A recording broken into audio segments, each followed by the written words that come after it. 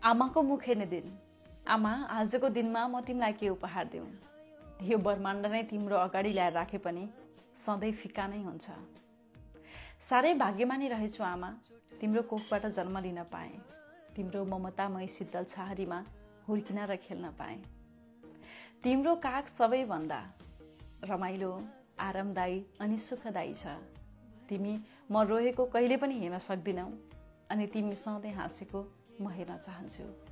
आमा, तिमी त हाम्रो घरको लक्ष्मी हौ, हाम्रो घरको ज्योति हौ, जसलाई न हावाले निभाउन सक्छ न त पानीले नै।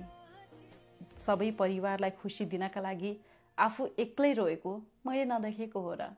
सबै परिवारलाई खुसी राख्न भ्याउँछौ तर आफ्नो ख्याल कहिले पनि राख्दिनौ। तिम्रा पनि त कति रहर थियो होला अरूलाई गुण लगाउने चक्करमा। तिमीले आफूलाई सुन लगाउन बिर्सेको मैले नदेखेको हो र।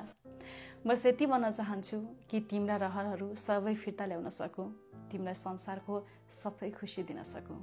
आमा।